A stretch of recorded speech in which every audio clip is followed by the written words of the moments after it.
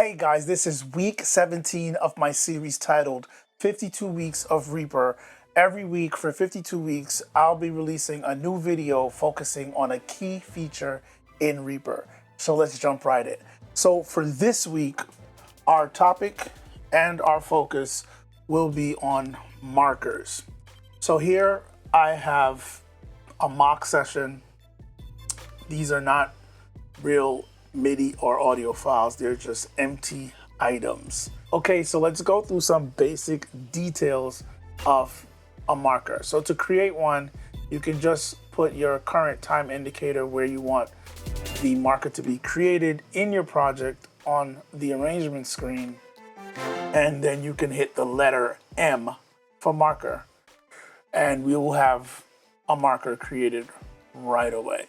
So if you double click on it, you can actually go in and give it a name. So let's call this marker 1, hit enter, and now we have a label. So if you notice, there is a number 1 on the actual marker separate from the label, and that is your marker ID right over here.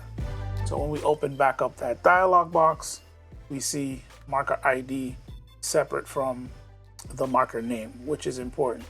And let me show you why. Let's get rid of that, and I'm gonna put a marker at the beginning. Just hit M. I'm gonna put one right here at the end of the 8th bar. We're gonna put one at the end of the 16th bar, and we're gonna put one here at the end of bar 24, and one at the end of bar 32. So going back to the beginning of the project, I can now cycle through all of those markers by using my number keys at the top of the keyboard on your computer. So those are the numbers going across the top. If you have a number pad on the side, we're not talking about those numbers, just the numbers going across the top of your keyboard, your computer's keyboard. So now I can just hit 2, 3, 4, and so on. Hit 5, and it'll keep jumping. I can now hit 3, it'll jump to 3. I can hit 1, and it'll jump over to 1.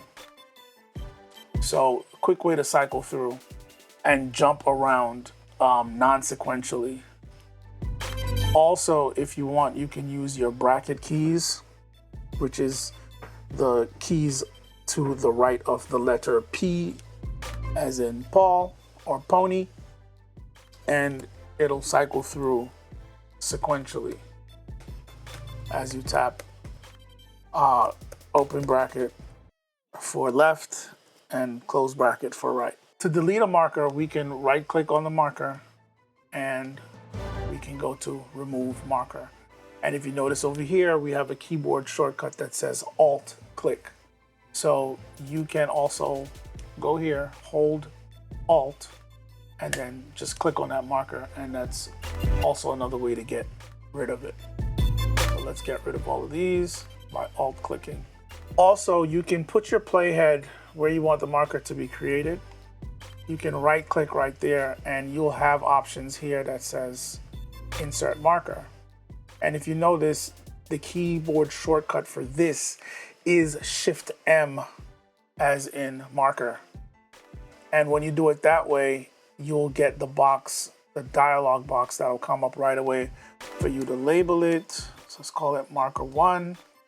And we can also set a color. So we can go here, make this green, and then hit OK. So now we'll have a green marker labeled marker 1. You can also grab this marker and move it where you want it to go. So let's put it right there at the beginning of bar 13. Let's create another marker right here. We're going to use the keyboard shortcut Shift and M, and you see we get the dialog box here. And let's call this marker 2, and let's give it a different color. Let's make it red. Hit OK. And hit OK. So now we have a red marker here. Okay, so let's set something up. I'm gonna grab these markers and change their positions. We're gonna put one at the beginning. We're gonna put one at the beginning of bar 9. We're gonna add another one here, and one here. So one thing you can do is you can click in between markers and it will automatically select the regions in between those markers. So that's one cool thing, and then you can edit and do what you got to do in between here. Which now brings us to region markers. So let's get rid of these markers right here.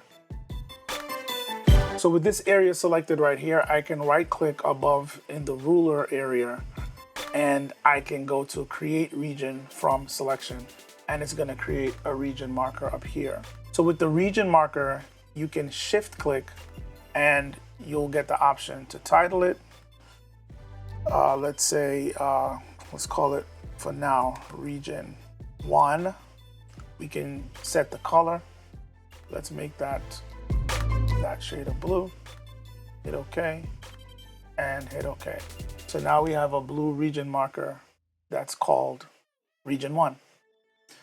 We can, with this, double click in here, or you can also double click here, and it will create a selection within that region marker's boundaries. Let's go through some of the use cases for a region marker or for region markers. So I'm gonna alt click on all of these markers and get rid of them. And let's pretend that this composition that we're looking at is an actual song that we're starting to format it out and set up the different parts. So I can create some highlighted sections. So let's say these first 8 bars is the intro. So I'm going to create a selection in here, and I'm going to right click and go to create region from selection, or you can use the keyboard shortcut Shift and R. So let's do that. And then we're going to create another selection in here, and we're going to do Shift R. So we have another region. Then I'm going to select this region and then Shift R to create a region within that section, a region marker within that selection. And we're going to do that for the last area here. Pretty straightforward. So now what I'm going to do is I'm going to shift click on one of these, and then I'm going to go to where it says Region Manager. And we're going to get this window where you have a full overview of all your markers that's currently in the project. So over here, we have the option for color. Over here, we have the ID. And then over here, we have position information for the start and the end point of the regions. We have information of how long those lengths are. They're all 8 bars long. And we can put names so we can actually label it. So that's why I didn't do any of that then. So what I'm going to do is I'm going to start labeling all of these. So region 1 will be the intro. Region 2 will be the verse. We'll call it verse 1. Hit enter. Region 3 will be the pre-chorus. Hit enter. Region 4 will be the chorus. Hit enter.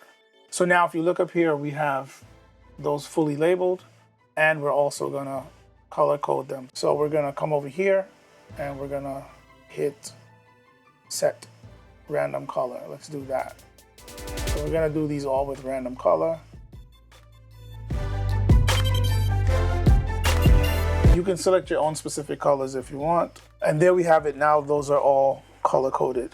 So now the cool thing is with the region markers, we can use it to start to arrange our song. So let's say after the chorus, I want to add a 4-bar interlude before it goes into verse 2. I can come over here and I can hold Control, click and drag right here to the end and let it go. And it now duplicated the verse 2 marker and everything within the regions of that region marker. It now copies that over here. I'm gonna shift and double click on that, and I'm gonna change this to interlude. Then I'm going to change the color. Let's do this blue and hit OK. And what I'm gonna do is I'm gonna shorten this interlude. So first, I'm gonna go through, select all of these, delete this, trim this, and I'm gonna actually resize the actual region marker. So you can go in and grab the end of that region marker and shorten it. So now we just have 4 bars here. So if we open the region manager and look, you notice now for the length of the interlude region marker, it says 4 bars as opposed to the rest that say 8 bars.